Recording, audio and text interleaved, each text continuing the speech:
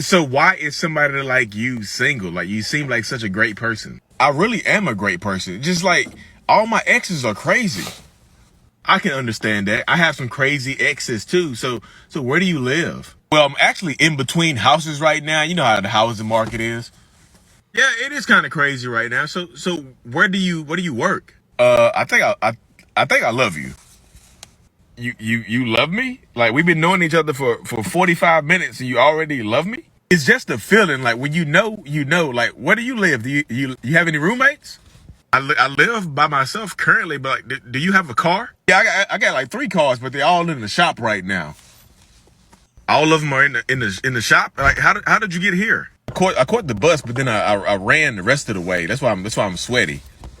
So I think I've heard everything I needed to hear. Me too. Like, can I leave my stuff at your house tonight? What is going on, beautiful people? Welcome to another episode of A Narcissist Explains. I am self-aware, diagnosed narcissist Lee Hammock, and I use my platform on social media to raise awareness for NPD, get more people into therapy, and also validate the victims and survivors of said disorder. This series is dedicated to making my TikToks and my YouTube shorts longer. They are 60 seconds or less. This is going to be a lot longer than 60 seconds. So, the TikTok you just watched was one I did yesterday. I actually went out and I'm gonna start incorporating this into my bits sometime. Just add a little bit of humor. It's an actual red flag. I would have bought a red flag to demonstrate. Some people need visual representation of what a red flag actually looks like. So that skit is how a narcissist or a toxic person, this demonstrates the red flags early on in the beginning of a relationship, and people tend to ignore them for whatever reason. Like, literally, whatever reason. They're young. And people say, I'm young. I was young and dumb. I was just in love. I'm a caring person or whatever. You see those red flags, to me, they're blaringly obvious. I'm just like, this is obvious. But to the comment section, you see people are just like, oh my goodness, like, I can't believe I missed this. Like, I didn't know she was really homeless. She said all her exes were crazy. He said all his exes were just out of their mind and treated him terribly and cheated on him. Stuff like that. So we're going to go through this list right here. The very first red flag that you saw in that video. All my exes were crazy. Ask yourself this question right here, because that's preemptive. If somebody says all my exes are crazy when you first meet that person, if you don't know their exes, why are you trusting them?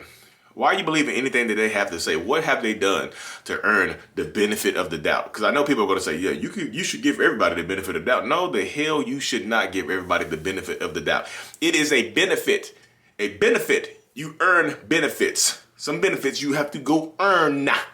Like, you have to work here. Like, you need to work here for 90 days before you get the benefit of health and dental insurance. You got that? Cool. Let's get it. What have they done to earn that benefit of the doubt? Slow it down. Like, all my exes are crazy. Ask the question, did you make them that way? Why are all of them crazy? Did you make them crazy? Like, what does crazy mean to you? Because if I tell you this, if I say, hey, look, all my exes are crazy, what I'm trying to convey to you is I need you to be sane. I need you to lower your guard down to think that I've been treated terribly. I want you to think that you need to treat me better. It's preemptive. You need to treat me better. If you want me, this prize, this catch right here, you need to treat me better than all my crazy exes. You need to not be crazy. Are you crazy? All my exes are crazy. Anybody say that about you? Ask a question. Yo, don't be afraid to ask questions. Why are you afraid to ask questions? All my exes are crazy. Did you make them crazy? Why are they crazy? What does crazy mean to you? Anything like that. Don't be afraid to ask questions, because your inability to ask questions will literally burn you down. It will literally burn you down and cost you years of your life with somebody that you shouldn't be with. You know, your intuition kicks in. Just like, I shouldn't be with this person. This doesn't sound right. All your exes are crazy. Every single one of them. You don't have not one single good ex. All of them are crazy, right? Except for you. You're the good one. Ask questions. Why y'all so afraid to ask questions? Don't be afraid to ask questions. You mean, don't be afraid, because the questions could save you. They literally could. Point blank period. Asking good questions can save you. The next thing that person said in the video, it was me playing two characters. All my exes are crazy. Where do you live? I'm in between houses. I'm in between homes. I'm in between housing right now, which pretty much means I'm homeless. I don't have an address. What do they send your pay stubs to? If I were to mail you a letter, where would I mail it to? In between houses, I was making a joke when I said that, like, I'm in between houses right now. But to me, it meant like I actually live in between two people's houses. I live in the patch of grass in the subdivision. I live right there between two people's houses. They can't see me. I just lay there at night because it's cozy, it's comfortable. It's like a little tunnel right there.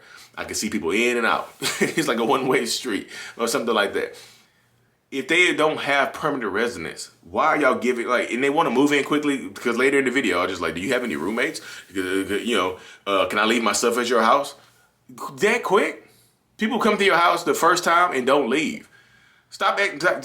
I've talked to so many people on one-on-one over Zoom and things like that, where people will actually open their mouths and say, yeah, we went home after the first date, which is cool. Do you? I don't care if you want to get your cheeks clapped or you want to clap some cheeks. Do you? But don't let somebody move in because they hit your cheeks real good. What the hell? Don't let her stay for months at a time because she put it on you. What? No. No.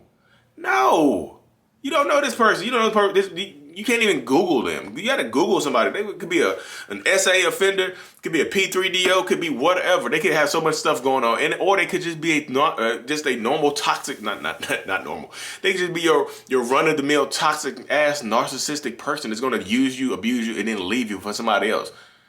Oh, I'm just leave my stuff here, and they don't leave. And they don't leave. Where do you work? You ask the question. So okay, where do you work at then? I love you. They don't want to ask a question like that. Or you hear it say, I work for myself, but has no business to show for it. I'm an entrepreneur. Nobody believes in me. I'm going to make it. Here you are, want to be supportive. I'll support you. Even though I don't know you, I'll support you. They're giving you the red flags right here in front of your face, y'all, right? It's just like right here. They're throwing a red flag. You got to move. You got to look over the red flag to see them. You got to like, oh, hold on, I can't see you. This red flag is in my way. Let me move. What'd you say you work at? Oh, you don't have a job. You're unemployed. You're unemployed, but you're self-employed, right? The unemployed, self-employed person that works for themselves and makes no money, that's going to mooch off of you. Where's your car at? Next red flag. Where's your car at? Oh, I got 3 of them, but they're all in the shop right now. So you bought 3 used vehicles, and all of them happen to be in the shop, correct? So how did you get here? I caught the bus, which is cool. Catch the bus. I rode the bus for a long time. And I ran here, which is why I'm sweaty. You have nowhere to stay.